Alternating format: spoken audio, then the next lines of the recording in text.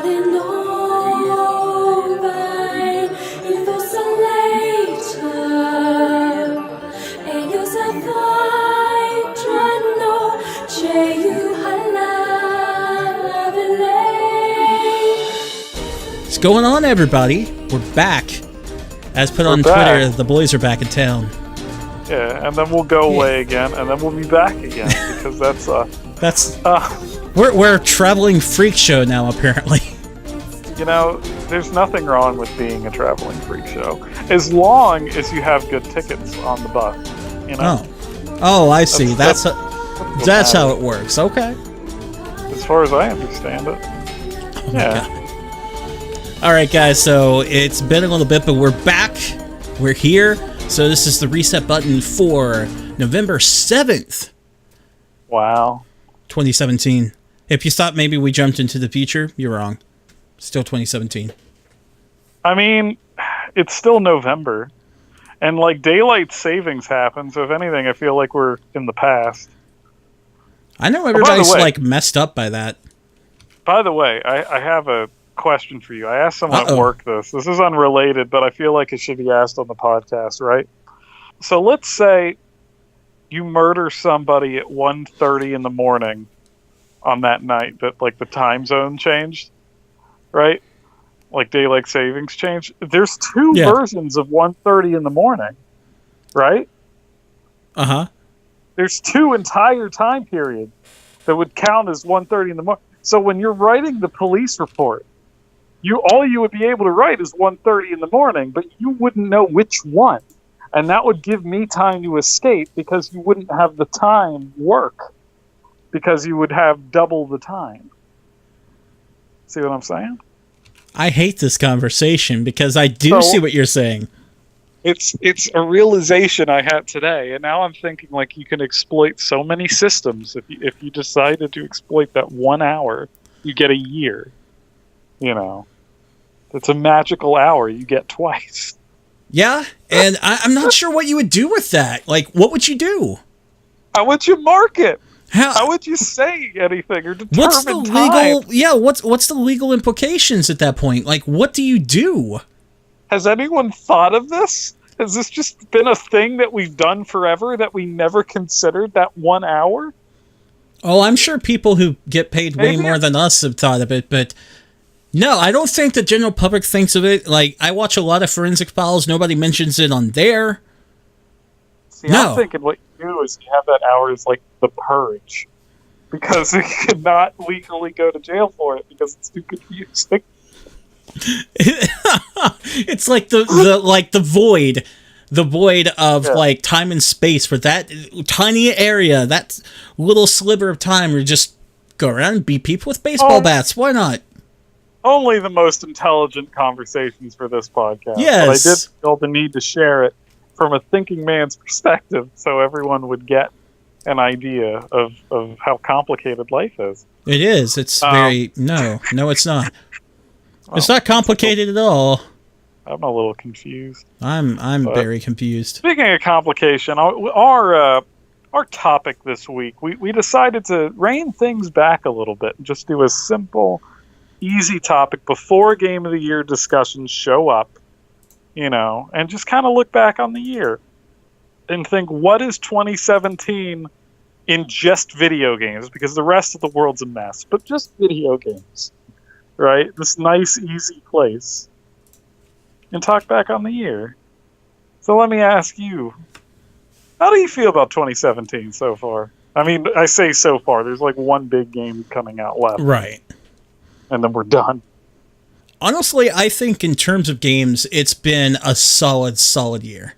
And I know that you're going to have like some naysayers out there that will, you know, purposely go out of the way to nitpick and find like the negatives when it comes down to it. But I say when you consider everything in there and you're completely honest with yourself, you're going to find that it's been a pretty damn good year for games.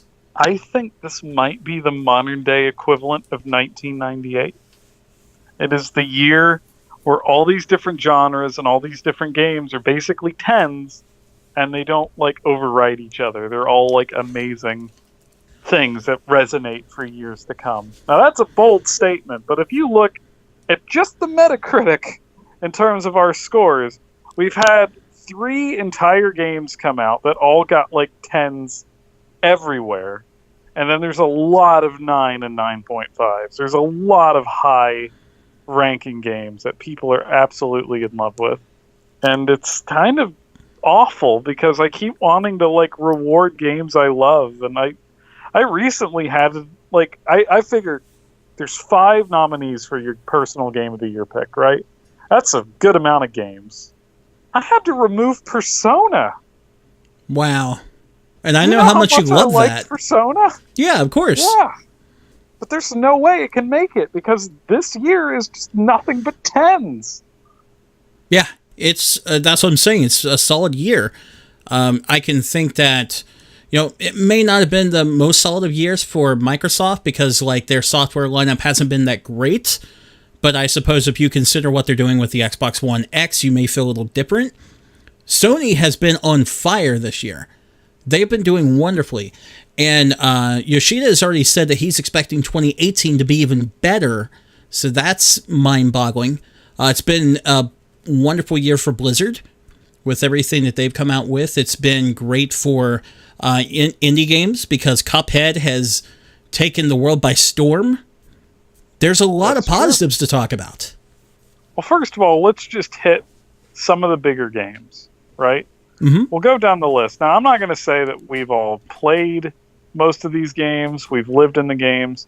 I'm going on a top 11 list. I'm ignoring the order. You judge it yourself. But I figure we would talk a little bit about each of these games, even from an observer standpoint, from a distance, and just judge it. Okay. This list was made in July, so okay. So first of all, we had Persona 5, right? Which I know more about than you do, but you did play a good chunk of it, right? Yes. Mm-hmm. Damn solid JRPG in a world where JRPGs do not come out anymore.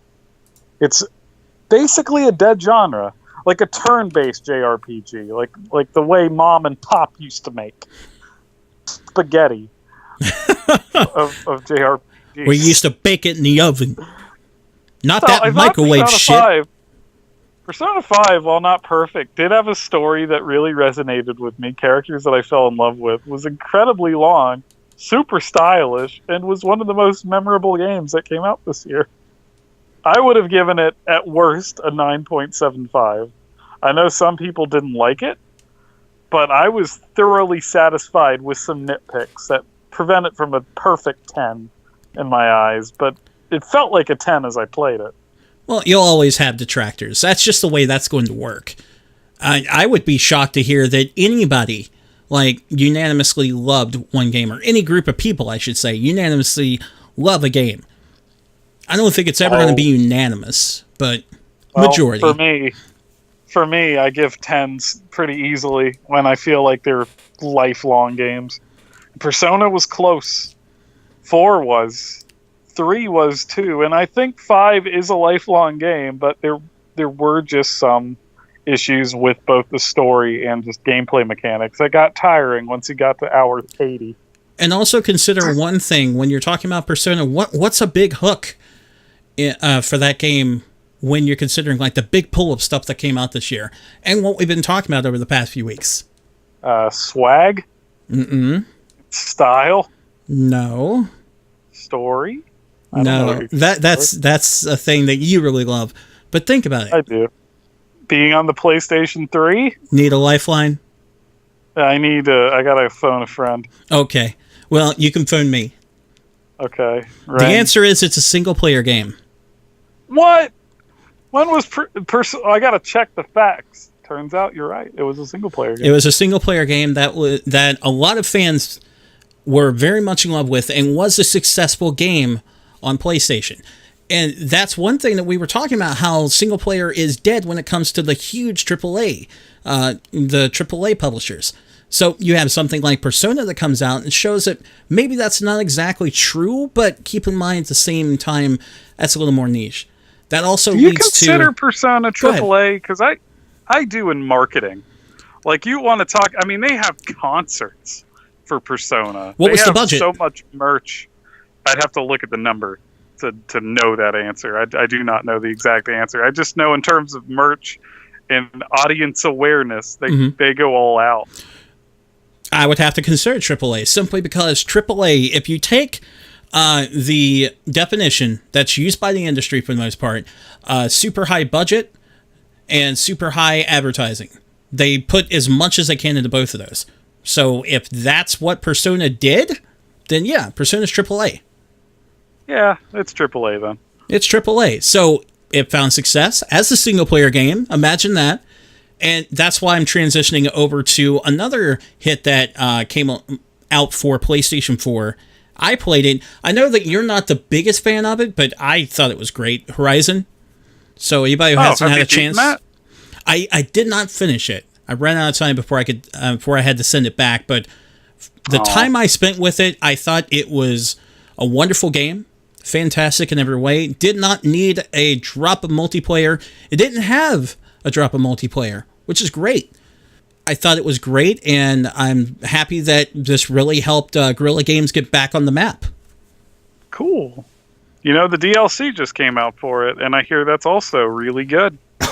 Like, it's a good 15 hours of content, I think, for like $10. $10 for DLC isn't bad in this day and age. I think it's $10. Don't quote me on that one, but I'm pretty sure.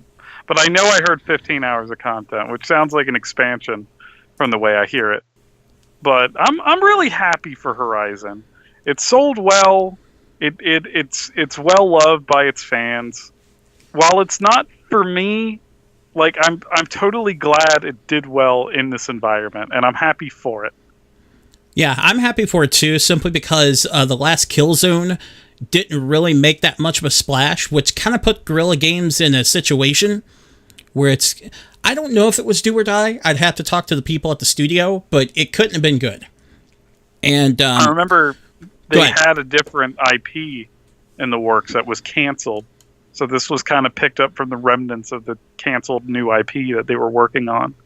So things probably weren't looking the best for them because Sony expects them to come out with something with all that time. And then, to come out with something like Horizon Zero Dawn that steps away from what they've been doing for such a great amount of time, because it was Killzone multiplayer. They stepped away from multiplayer entirely, made a game like this, and it's such a hit. A huge hit. One of the reasons to own a PS4 in 2017. So that's why I'm so super happy for those guys. And now I'm going to completely ruin the single-player multiplayer conversation. Oh, no. By talking about a multiplayer game. Do it! Tekken 7 came out this year. You want to talk about a fighting game that lived up to the hype. I loved everything about the new Tekken. The single-player campaign was pretty good, I honestly think. The story was pretty fun. The content there, a little lacking, but it was still... It still gave me plenty to do, but mechanically, man, Tekken 7 was the fighting game for me. I was in love with every moment of it. You should have been there when we had that for our G1 Game Days. That was insane amounts of fun. Because you borrowed it. Yeah. Well, you should have been there to play it with me. But you weren't. But no, I wasn't. So I liked the matches we had in Tekken, and I thought, I could get better at this game. But some people showed up and showed me how the mechanics really work, and I was just blown away at what you could do with that game and how the mechanics worked. I can't wait to pick it up, which I don't want to get into news, but if you guys go and check out the Cheap Ass Gamer Twitter account, you'll find that there's going to be a deal on Tekken in the coming weeks, so grab that. It's going to be on Tekken the super was fantastic. Now, let me ask you this. Going off of that game, we had another fighting game come out this year, which I think you'll have a lot more to say about than I will. Injustice 2, I heard, was phenomenal. Injustice 2 is phenomenal, simply because it follows the formula that NetherRealm has set up for their fighting games, where it's easy to pick up, it's easy for casuals to play and enjoy, but it has a steep learning curve where you can improve and get into a more professional mindset if you want to. And that's been their bread and butter since 2011. They have not skipped a beat with what they've been capable of doing. I would say the only thing that might hold some people back is there's people who like the mechanics you'll find in Mortal Kombat, and then there's people who like the mechanics you'll find in Injustice. And then there's people who hate both of them and don't want anything to do with them. Usually the Street Fighter type there, but you'll have that. So, should you pick up Injustice 2? Absolutely. And guess what? That's also going to be on sale in the coming weeks, too. Also, if NetherRealm does one thing right, their single-player campaigns are always phenomenal. Yes. I didn't even think of that when I was talking about the mechanics as long as I was. If you like comic books in any fashion, shape, or form, or you like any of the DC shows like Justice League Unlimited or anything like that you've seen before, or if you like the story modes in the previous NetherRealm games, you're going to love this one as well. Because what if I just like Teen Titans Go? Yeah, you'd probably still like this. I'm a little afraid. But you'll probably still like this, yeah. I don't agree. I feel like that's a very different audience, but I'm going to switch games on us. There was a game in January I think a lot of us forgot came out this year. Resident Evil 7. Oh, I remember. Came out this year. You want to talk about a phenomenal single-player game? I was hating Resident Evil for a bit. 6 completely drained me of any love I had for the series. And while I still will always say, like, Remake is one of my favorite games of the series. Like, that game holds up incredibly well. But there's something about the series as a whole that just bothers me about how much it jumped the shark.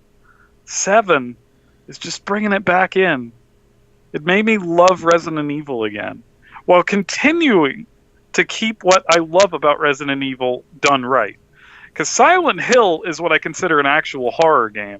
Resident Evil is a campy horror game. And 7 kept the tone while also being genuinely frightening at times. It was wonderful. It was, what's the word I want to use when I think of Resident Evil 7? Macabre is, I think, the word I would use. It just had that eerie undertone from the very beginning. When I was talking with Dina about that, and we were going to do some podcasts where we talk specifically about Resident Evil 7 and such, I put it on the start screen and listened to the theme song it had on there, which is a super slow, super dark and dreary kind of song. And it just set the perfect tone for me to play that game. I loved it. And then, like you were saying, the campiness of it. There are some genuinely silly parts in that game that are funny. There's some scary. There's some action. There's everything you loved about the first few Resident Evil games. Back in 7, a little different, but a lot of the things that you've loved before. So good.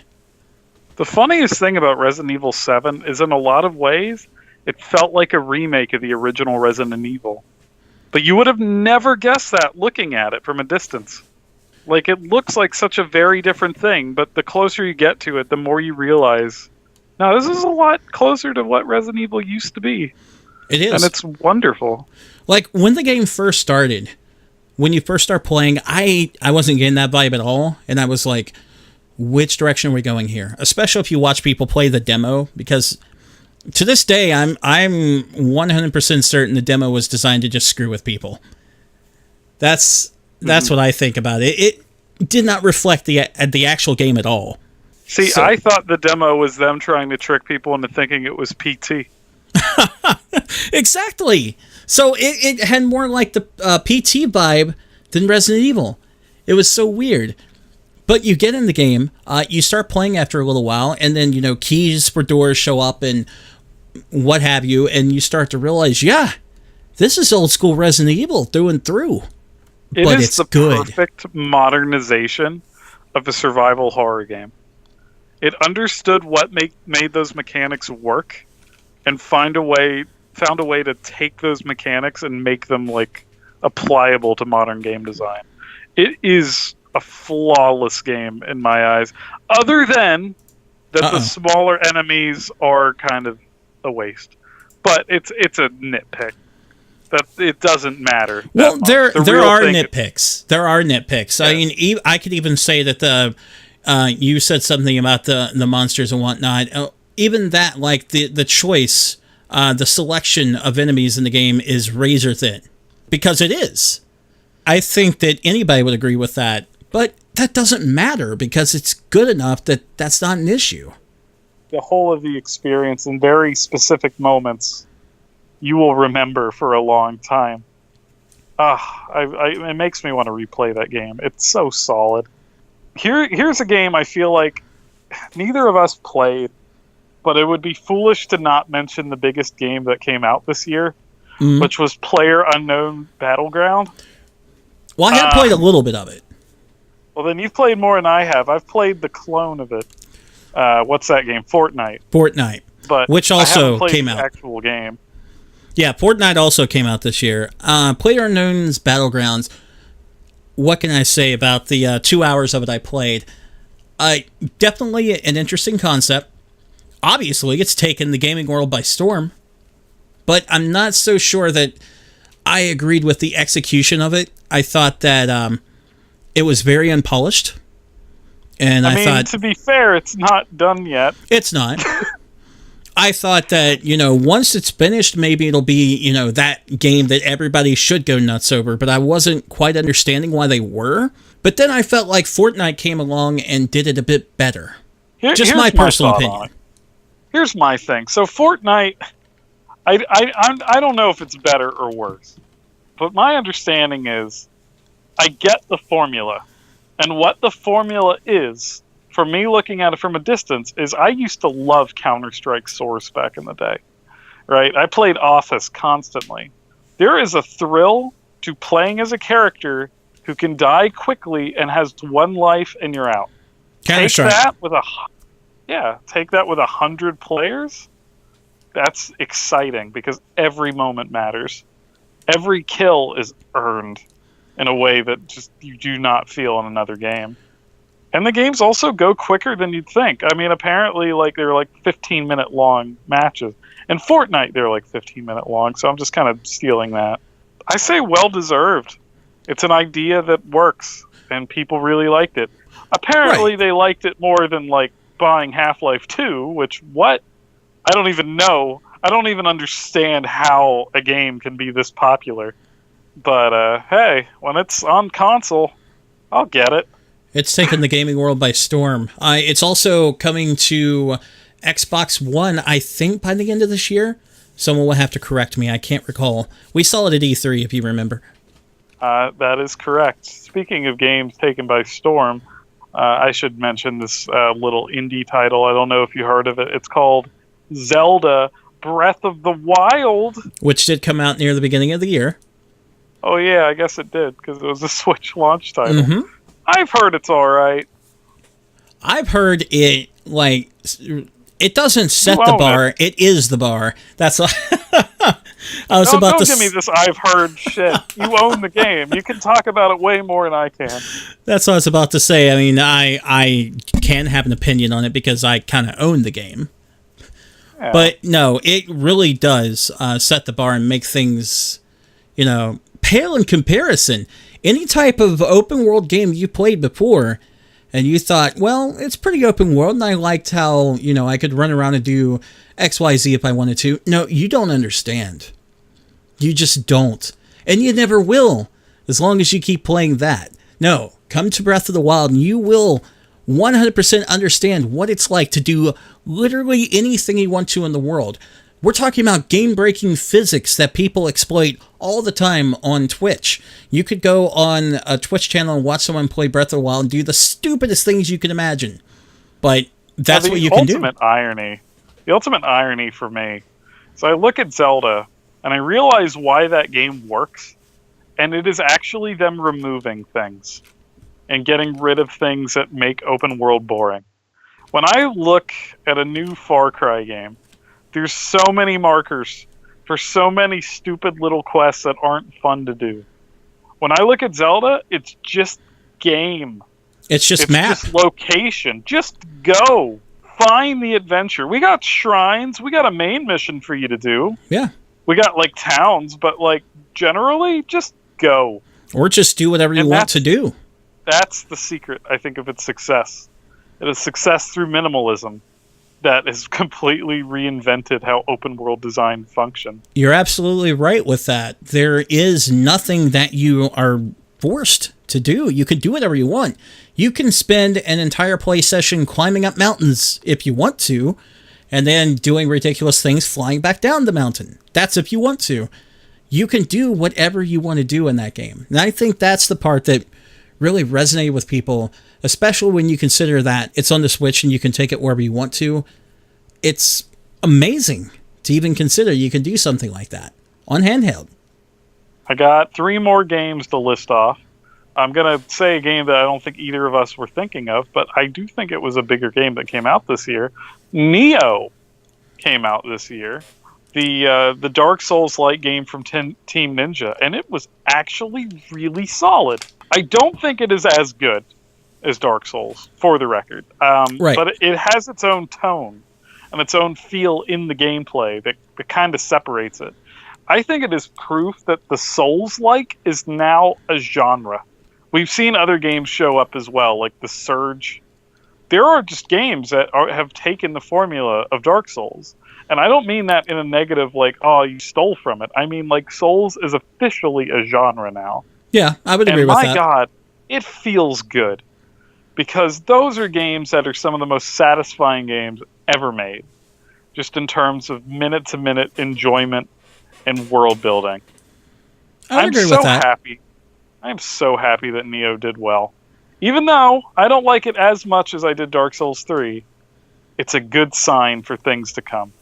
Yeah, like I was saying, I would agree with that, simply because I hear that all too often now. And not just from you, because I'm sure a lot of longtime listeners would be like, well, Eric says that on the regular. Not just him. I've heard other people either say or type, this is a Souls game, referencing Nioh or other games like that. So it's here. The Souls genre is here. I think it's called the Souls-like. I mean, like, people forget, there's a reason we have a genre called the roguelike. It's because there are games that were similar to the video game known as Rogue. That is, like, just where the term came from. We're like, oh, Rogue did it. It's a roguelike. And the name stuck forever. So yeah, Souls-like, I think that's the name of the genre. Now, Demon Souls did it, and Dark Souls did it. I can't say, right, yeah, Bloodborne, which is also excellent in PlayStation, but not this year. Still worth mentioning. I can't say anything about Nioh because I haven't tried it. I know when it came out, there were plenty of people who were telling me about it. One guy was to the point where he couldn't find it where I was living at the time and drove to another state just to pick it up. He wanted it that badly. Digitally, man. He wanted the physical. Get it on Amazon, man. Well, keep there in are mind solutions to this. Well, keep in mind where I lived before. Going to another state wasn't that difficult because I lived right on the border. But still, technically, he went to another state to pick it up. I have no sympathy. Okay, we got. I'm going to throw one over at you now. This is one you're going to want to. What? A little game called Nier Automata. What's that? So Nier. Okay, I'm gonna say this. I don't know how much I've nerdgasmed on the podcast before about this series. Yoko Taro is my favorite writer. Period. I love everything he's done. Not necessarily for perfection. In fact, I'd argue most things he's made are bad. But his contribution to them is beautiful. Nier Automata as a story, and especially as an ending, is one of the most powerful experiences I've ever had in fiction, to the point where I am getting a tattoo of Nier on my chest, because the moral I took from Nier Automata will literally follow me until the day I die. Now that sounds hyperbolic, but I have been reflecting about this thing since it came out, and that is where my head is at when it comes to Nier Automata. It is the most beautiful ending I have ever seen in a video game. It is the most powerful story I've ever fucking experienced. I highly recommend Nier Automata. Damn. Is that decent praise? That's I was even pointing over at you saying damn on the camera because, like, wow. You can't give something much more praise than that. Nier Automata had an effect on me that no other fiction has ever done or come close to. the closest experiences I've had of other favorite games before it were kind of like Earthbound, but like Earthbound wasn't a revelation of an answer that Nier Automata was. If you ever want to prove that games are art, I'm going to argue that Nier Automata is better art than most novels you'll ever read. It's so fucking good. I really, really like Ending E. It is everything that video games could do well, perfectly done. It's so fucking powerful. It's not a perfect game. I'm going to say that right off the bat. I think there's like a million nitpicks I have about the actual game itself. I don't think the combat's very complicated. It's solid because it's Platinum, but they've done better. Bayonetta 2 is better. The open world design I could totally see bothering people. I like it because it reminds me of like backdrops for a theater, but at the same time, like it's not an explory game. Like you will have seen all the actual locations pretty early on, but fuck. I don't know how you can go through Ending E and not like feel something from it. Like fair enough, because damn, yeah, you've explained that to me multiple times, and another mutual friend of ours, Hassan, would agree with that entirely. I'm sure. I don't know. I never got his opinion of Nier. He was singing its praises every time I saw him. Of Automata? Yeah. I knew he loved the original. Nice. He seemed to be loving it every single time he booted it up. Yeah, it's pretty good. So there you go. I recommend it. And yeah, I'm sure you PlayStation fans out there, Eric isn't the only one that's going to love that game. I'm sure there's plenty of people who love it just as much as him. So, hey, if you want to keep the conversation going with him, if you're watching it live, you'll see his Twitter handle there. Or if you're listening, it's at MonkeyDTT. Chat up some Nier with him. He would love it. Yeah. Also, one nitpick. Holy shit. Why do people keep shipping the characters together? Did they not finish the game? That is all. Just wanted to say that. I feel like a lot of Nier fans didn't beat it. But I'm really glad it's doing so well. I still need to get into it. Yoko Taro has never had a success. You do. That is like easily just so fucking powerful of an ending. Good God. Ending E, man. You need that ending in your life. You're probably right, simply because I remember this is the same guy who kept singing the praises of the first Nier, just going on, and I was like, okay, we'll try it, we'll see. I'm not as hyperbolic about things, so you've got to prove it to me. Oh, it was proven. I'm not going to disagree with anything he says about Nier. It is wonderful. Now, it is good. You should own it if you own a PlayStation or an Xbox. It's on either one. That's true. Or PC. But for the record, I do view them both like one, the original game and Automata, kind of equally in my mind, because they both excel at different things. I think Nier Automata is actual point of its writing is more powerful and is better done, but there's something about the characters for the original that I just will always carry with me. I love the characters from the first. In terms of it, I'm sure I would like the gameplay in Automata more because that was Platinum. Eric can tell you the biggest issue I had with the first Nier is I thought the combat was boring as balls. Yeah, and it was. It was a Cavia game. And they can't make games. It was great in spite of itself in a lot of ways, which is why I say Yoko Taro games generally are like these half-broken things with a beautiful core if you can get to it. But Automata doesn't have that, and I think that's why it's such a well-loved game right now. I am not alone. I'm seeing people go crazy for Automata without any understanding of the original game. And I think it's just because, not only is it good, but it doesn't have the catch. That's exactly what I'm talking about. Yeah. It doesn't have the bad gameplay or the slower moments. It's a 10 through and through. That's what I'm saying. There has to be more people. I'll do it, I promise. You say that. You're still borrowing it. I didn't say when. I just said I would do it. Well, I'm giving you a time limit because I want to replay it at some point. No. No.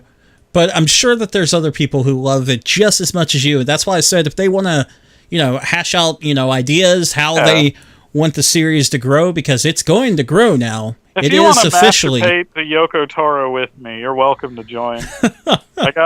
We all got massive circle jerk where we just look at a picture of him and go, oh, Yoko Taro. Oh. It is now a major IP for Square, so there will be more Nier in the future. I'm so nervous about that, but we'll see what happens. Don't worry about it. Next on the list. The last game I got, there's one massive other 10. I don't think either of us really got to play this one, but Mario. That is the last big one. Another perfect 10 everywhere. People are calling this maybe the best 3D Mario of all time.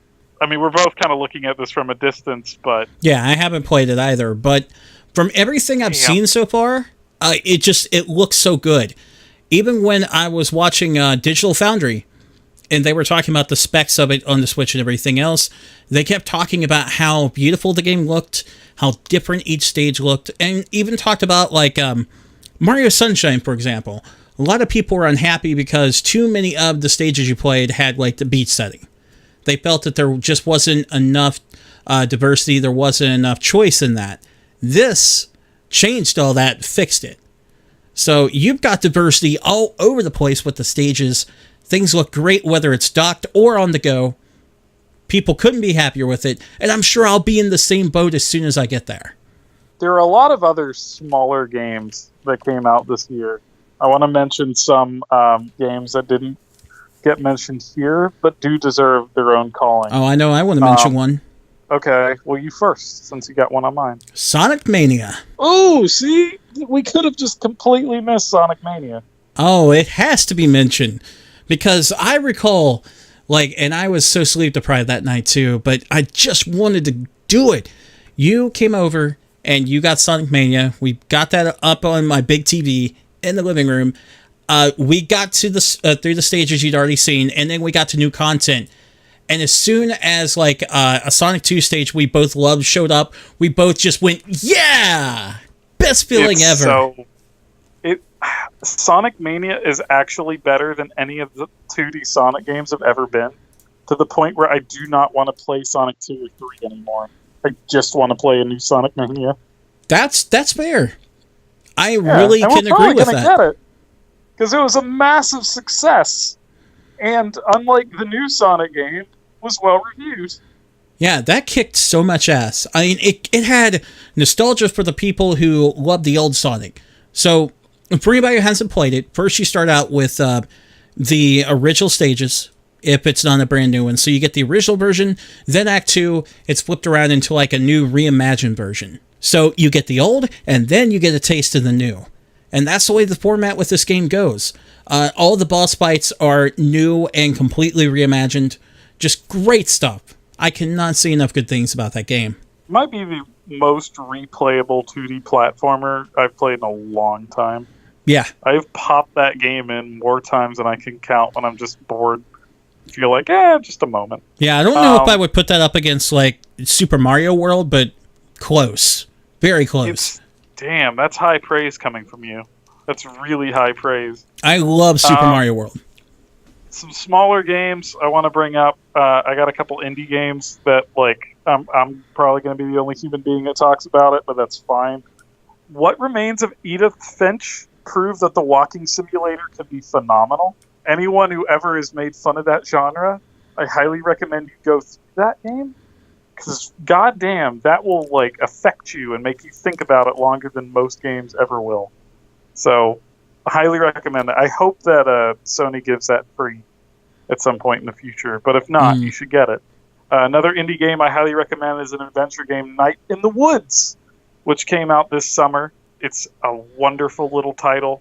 Once again, I'm focusing on narrative, but it has some of the most relatable characters, and the writing all around is fantastic. Just a joy. Let me see.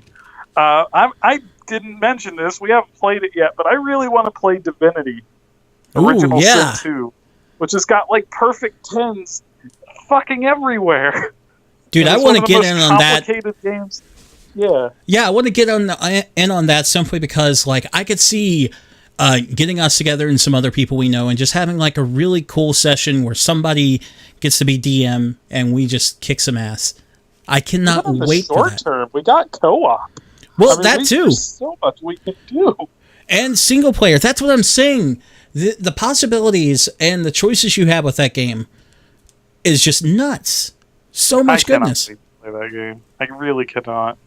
I like the original one, but the problem I had with it was its writing. And I hear they got Chris Avellone, who's like one of the greatest writers of Western RPGs, so that problem instantly fixed. Here's another smaller game. Could have been called AAA, but Gravity Rush 2. So it didn't sell as much as it probably should have, but Gravity Rush is probably one of the nicer Sony IPs that they've released. If you ever want like just a positive time when in video game form, Gravity Rush, man. It's like a Studio Ghibli film, but by a Sony video game form. Ooh. It's so nice. And I don't mean that like just literally the style. That's Ni no Kuni if you mean that literally. But Gravity Rush is just such a smile on your face the entire time you play it. No, I took it that you meant that in terms of quality. Both. Yeah, and in terms of comparing that to Studio Ghibli, whoa. Yeah. I went in on that. It's got a similar vibe. It's got a similar vibe. I highly recommend it. The first one was a Vita game, but that has been ported to PS4. The second game is just a PS4 sequel, and it really lived up. Another game, neither of us got a chance to play it, but I do gotta say, hey, Nintendo had a brand new IP this year. ARMS! Yeah, that's another one that I didn't even think of until you brought it up. ARMS did come out in terms of reception. Very, very high, very positive. And Nintendo has done everything they can to push the idea that, yes, casual people can play this, families can play it, but we also want you to think of this as a competitive game. And they have pushed in continued support to make sure that that idea gets across, even to the point where they had that Nintendo World Championships. That was one of the rounds.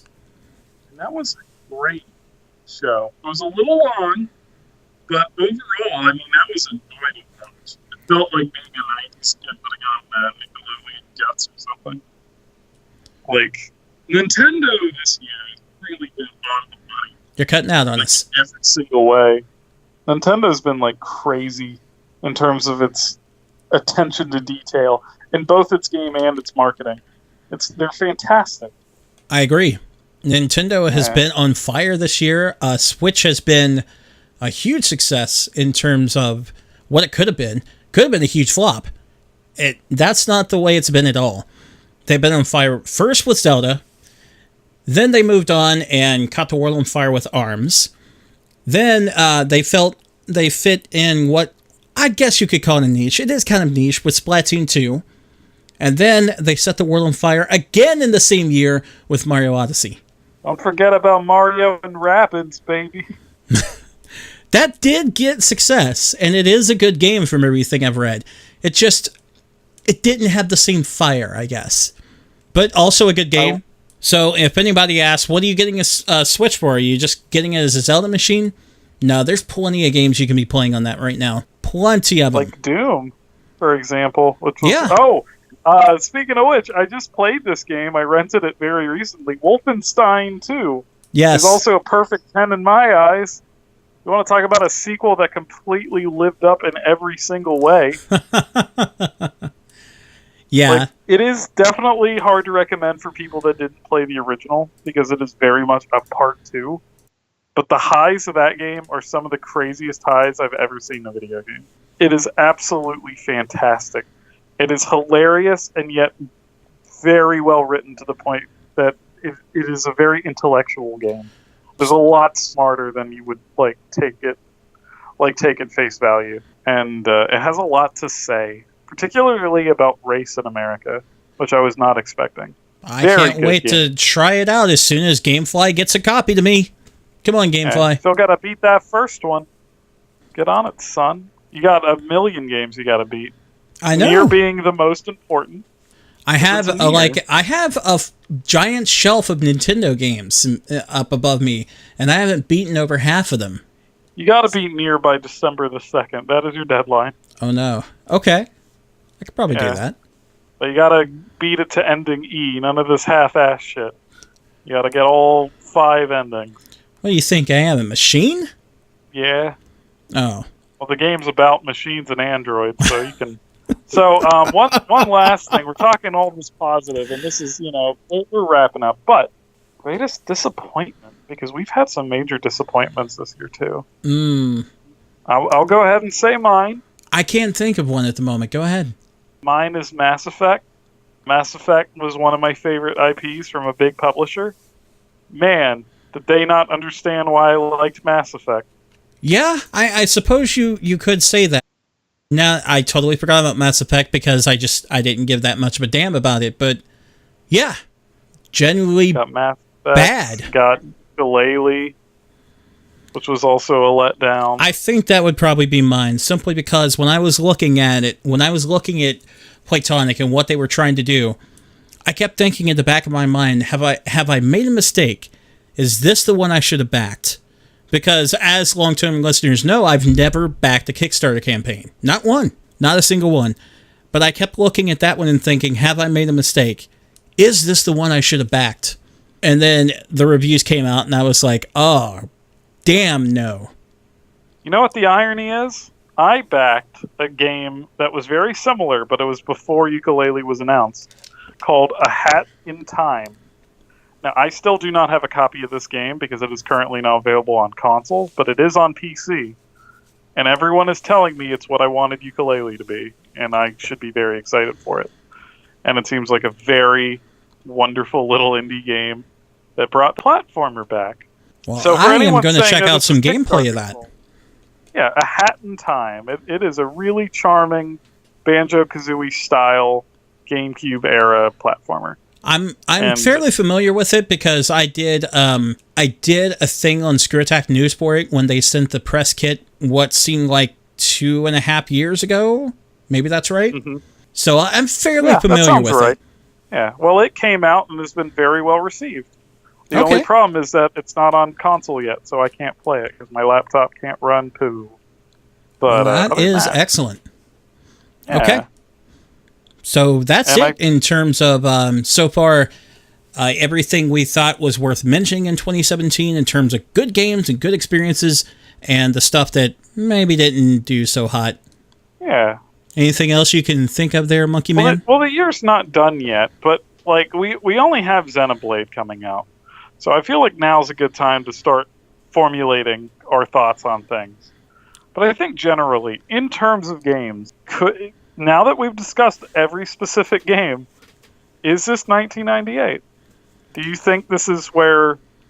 Do you think this is as massive of a year, with the amount of tens you want to give and the amount of amazing experiences you want to give? I would say it could be. I don't know for me, because I feel like what 98 was special for was the transition. It was the first time we got great 3D games. And that's not always true. I mean, StarCraft was not 3D. Right.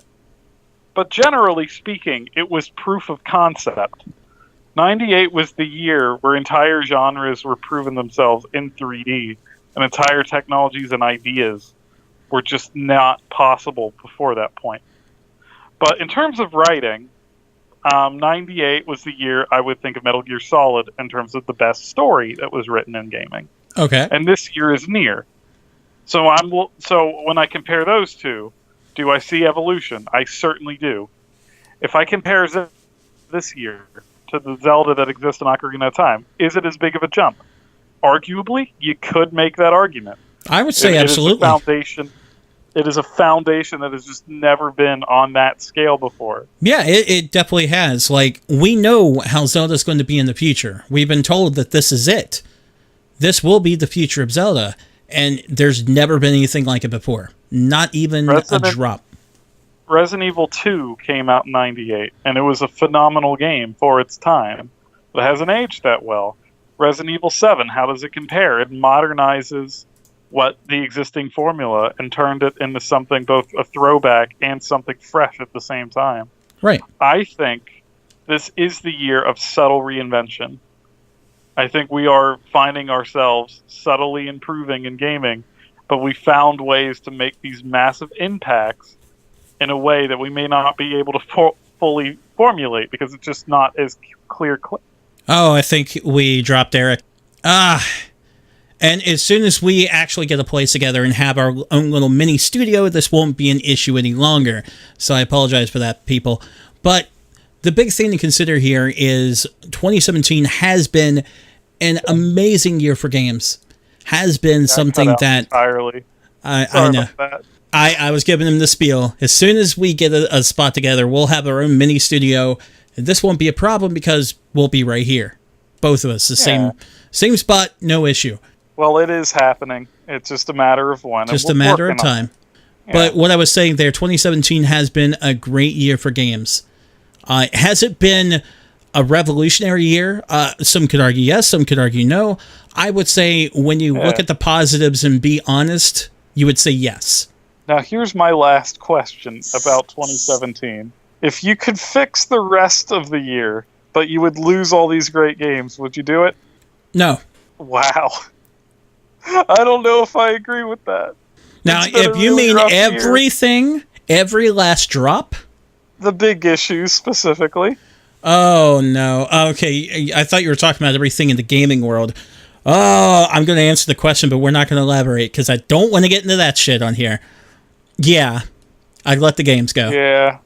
Oh, by the way, I forgot one amazing game that came out this year. God damn it, this is the kind of year. Yakuza 0. Yeah. Fucking best Yakuza game in the whole fucking series. And Yakuza is my favorite long-running series. Okay, well, there you go. That was a last-minute edition. So we're going to go ahead and wrap it up there, hitting the hour mark. The one thing I do want to remind everyone is when it comes to Reset Press, you can go to resetpress.net. In March, every year, we have the Resetti Awards. That used to be done exclusively by Tanner. This year, we're going to dive into it, and Resettis are still going to be happening. We'll be talking about those when that time comes, but this has been our look back at 2017, the goods, the bads, and all that. And so we'll wrap it up here. I'm Patrick. That over there is Eric. He came back. Yeah. He came back just for you guys. Just for you. This has been The Reset Button. Have a good night. See ya.